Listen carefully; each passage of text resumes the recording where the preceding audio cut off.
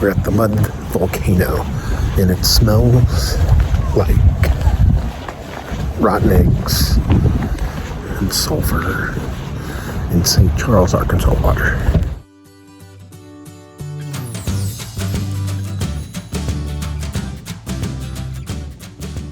Monday arrived with a beautiful sunrise, and with it, another beginning to the kids' school week. Because of time zone differences, our son had to be up and ready for his first class at 5:30 a.m. every day. Our daughter got to sleep in a little bit longer, but not much. So while the kids locked into school, Rob and I drove through the town of Gardiner looking for a coffee shop. Between COVID closures and the shoulder season, there wasn't much open, but we did find a place called Paradise Perk, who had excellent coffee and was perfect to go with our pumpkin roll.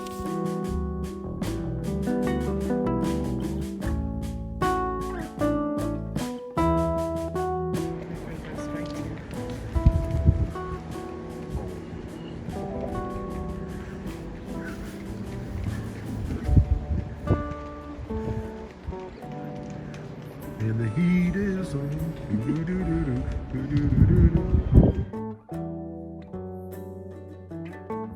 This is the view that train passengers would have seen in 1903 from the train depot of the Northern Pacific Railroad. The Roosevelt Arch, located at the north entrance of Yellowstone, was named after Theodore Roosevelt, who not only dedicated the arch, but also laid the cornerstone.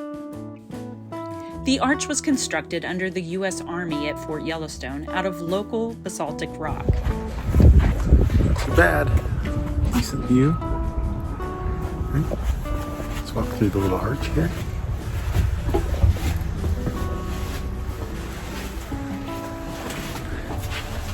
And put this down so you can look up my nose.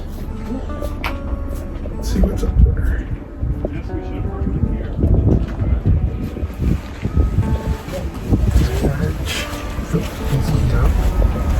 The north entrance was the very first entrance to Yellowstone, and still to this day, the most grand of all the Yellowstone entrances.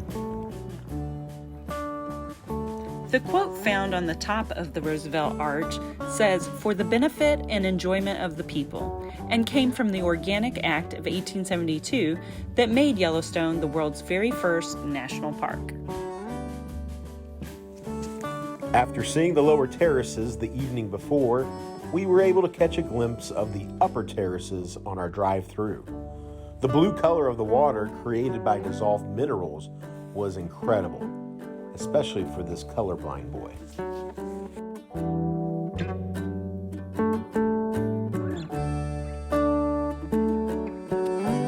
There are reminders everywhere that Yellowstone is no ordinary place. Thermal features are everywhere, including these steam vents just coming out of the hillside. These buffalo were just hanging out, soaking up the sun.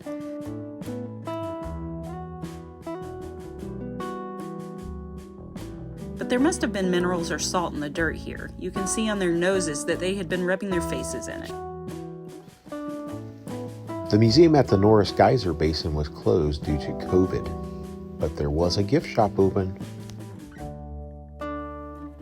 With the phrase "be bear aware" ingrained in our minds, we constantly found ourselves looking for all wildlife, but especially bears when there were trees obstructing the view.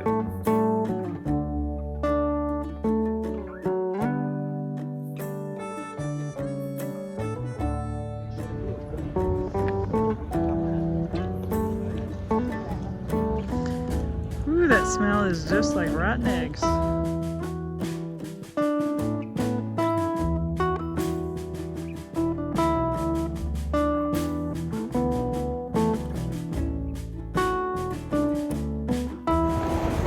We are here at the Grand Canyon of the Lower Falls. We are hiking there right now. Beautiful trail. You see some yellow leaves. Perfect day, 67. Sunny, little breeze. So, I'm wearing my colorblind glasses today so I can see some of those colors. All right, I'll let you know if I pass out. Bye.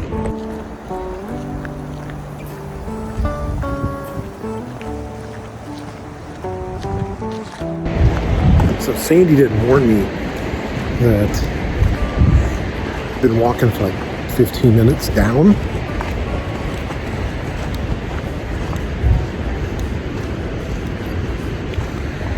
Walking for 15 minutes down.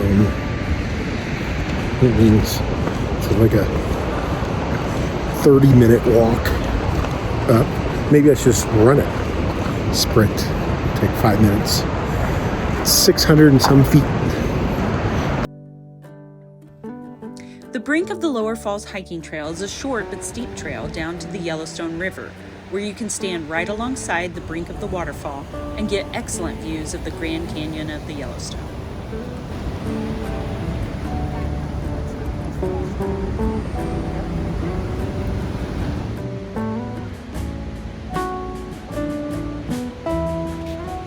The Lower Falls is 308 feet tall, which you can see in all its glory from spots like Grand View, Inspiration Point, and of course, Artist Point.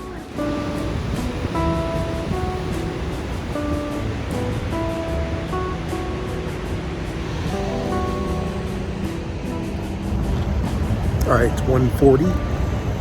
Starting my ascent back to the car. So 1:40, not sweating yet. It's a good sign. Not breathing hard yet either. So 15 minutes in, slight sweat.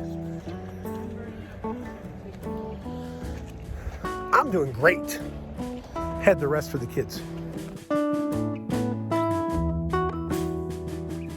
All right. 5 minutes later, we're at the top. 20 minutes later, it's actually 20. And 10 switchbacks.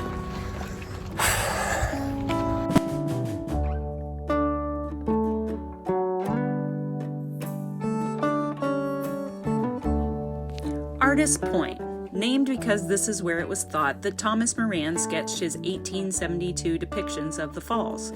It was later determined not to be so, but the name Artist Point stuck, so there you have it.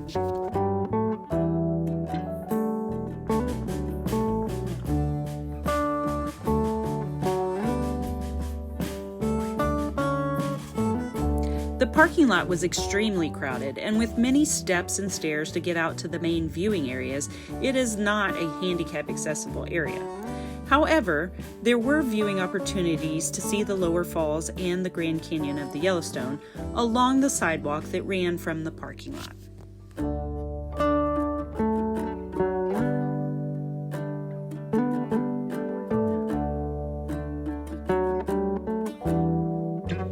We heard that the Grizzly had killed this elk just a few days prior. If you'd like to see the video of the kill, we'll put the link in the description below.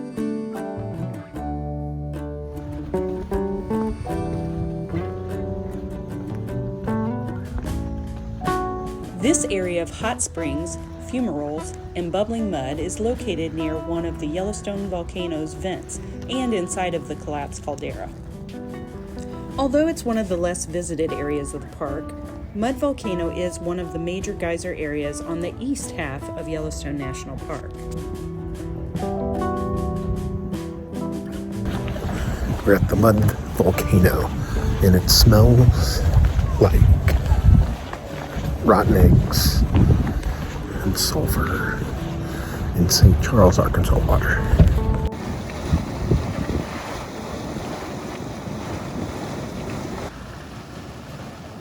The smell of rotten eggs is caused by hydrogen sulfide gas.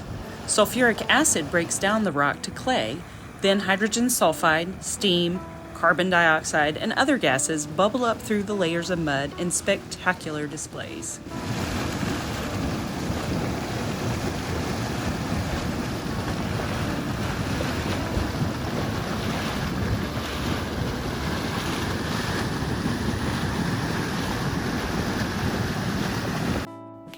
Dragon's Mouth Spring is a spot where the hot boiling water has eroded the area, creating a cavern that echoes the hissing sounds of steam, creating realistic sounding dragon noises.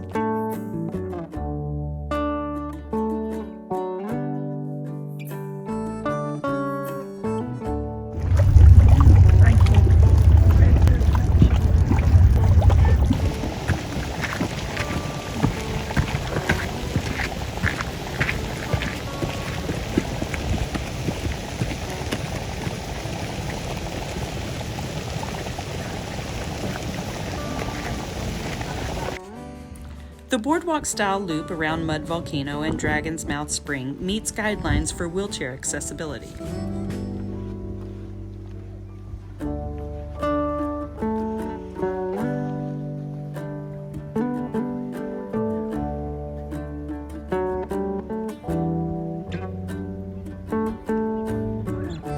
You never know if liquid is bubbling because it's acid or from heat. Either way, you stay clear and keep your kids close.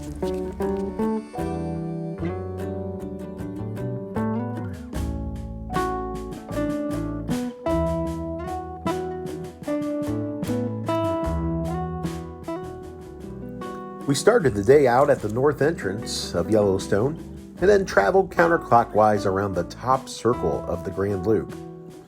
Then we exited out of the east entrance to spend the night in Cody, Wyoming in our very own Tipi.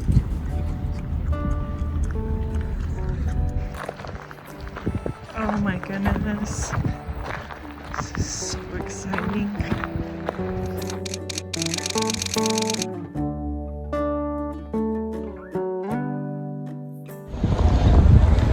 It smells good. Thank you.